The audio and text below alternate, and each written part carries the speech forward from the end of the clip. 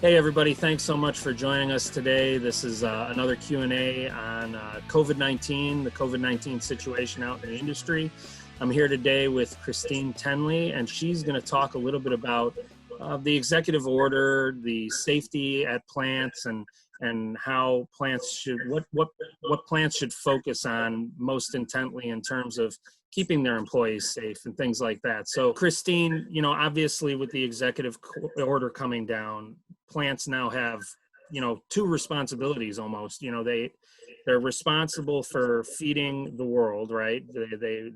This is very, very crucial to the food supply that they're open and operating, but they're also obviously responsible to their own employees and keeping them safe. So in your opinion, and based on what you've seen, where should these plants be focusing most intently in order to keep their employees safe, knowing that they have to be open and operating under this executive order? Yes, that's a critical question, Andy. And I have narrowed it down essentially to four broad categories that run concurrently with the CDC OSHA guidance. And it's distance, duration, type of contact, and then lastly, the social implications of the employees and the employers in the processing plants. So the distance refers to, is a person working in the office setting of the plant, or are they on the line, or are they working in hazmat cleaning of the plant? All these different groups of employees are going to need particular PPE, particular sanitation. Those types of areas need to be fully considered. I mean, every group of employees is going to be treated differently. That leads us into duration, and that most duration, long-term duration contact for COVID. I mean, when you have line workers working together, 8-10-hour shifts side by side, the guidelines that OSHA and CDC put out have made great suggestions for plants as to how to reconfigure their lines, because the problem that the employers are facing is that when you start to run a process, when you start to run a line, it requires significant manpower. And then you also have to look at the type of contact people are having with each other. The big thing is you have eyes on these employees on the lines for the most part at all times. There's supervisors and you have production managers. But the risky areas are the break rooms, the communal areas, and the high touch surfaces. And so those are areas where plants have begun to be very creative and put tents outside to break up the break times and things of that nature. And the last area that is an important consideration is generally meat processing and poultry processing plants tend to be in rural areas. And a lot of times, at least in my 20 years of defending poultry plants, there are immigrant communities such as Burmese, and all of those individuals work and live at the plant. And then there are families where the majority of the family will live and work at the plant, or go back and forth.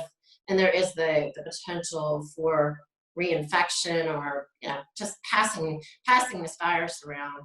And last is transportation issues with employees at the plant.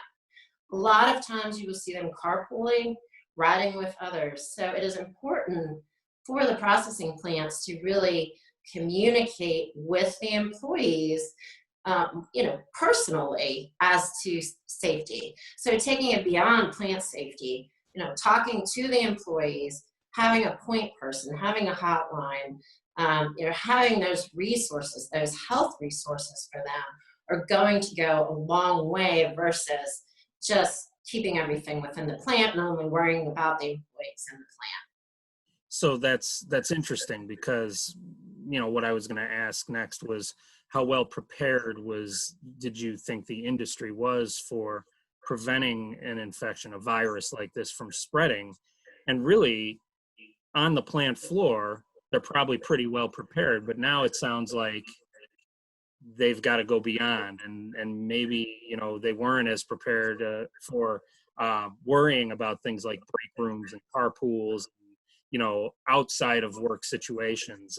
Do you think they're learning to kind of, nobody wants their work butting in on their personal lives either, or their social lives, but do you think they're learning and getting better at this?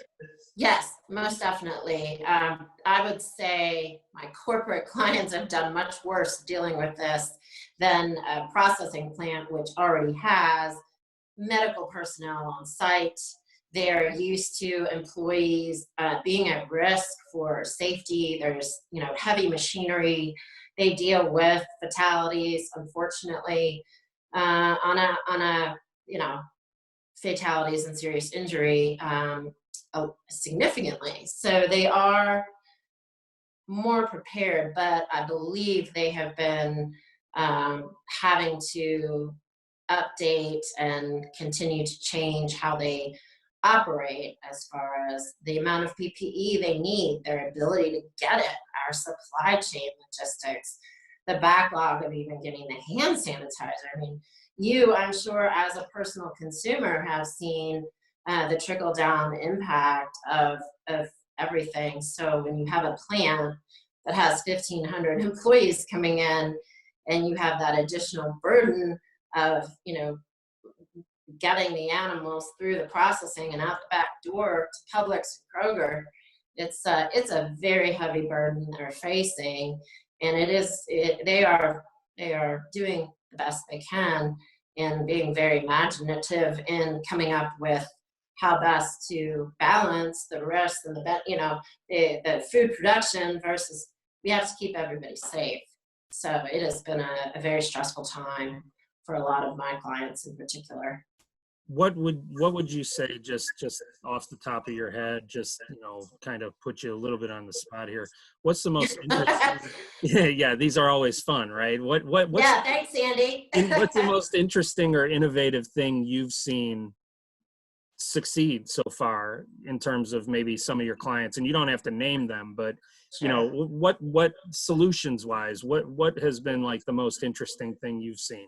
Sure. One of the most, I thought, innovative ideas was in a particular plant where they were limiting the shifts, and they were essentially cutting the shifts in half, 50%. And then instead of deducting or not paying the workers for that time, they were then offering a $5 monetary premium per hour to those employees, as well as incentive pay to retain their workforce, so that they are, once we do go back to full production and reopen, the employees haven't gone and looked for another job, because I'm sure you've been editing and been in this publication, in charge of this publication since '05. So that retaining employees in meat and poultry processing is an unbelievably high burden. So the areas that have been very innovative have been the monetary incentives to keep employees safe. In particular, if you are familiar with the Smithfield case, the plant, and then they were actually sued by a nonprofit. That case was dismissed this week because the judge found that Smithfield had gone above and beyond anything in the OSHA guidance. So that is probably a topic for another day.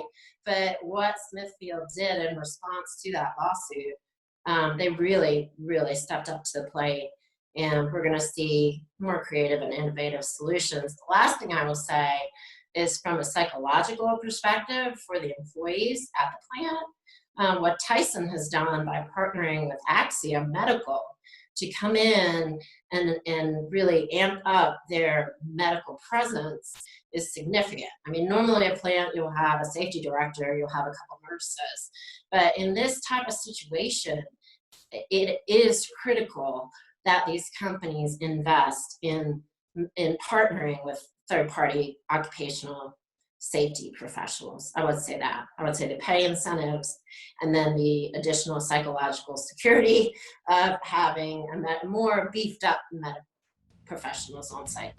Great. Thank you, Christine, and thanks for answering that. Thank you. Hopefully we'll be talking under better circumstances the next time we speak. Yes, I hope so. Thanks so much. Thank you.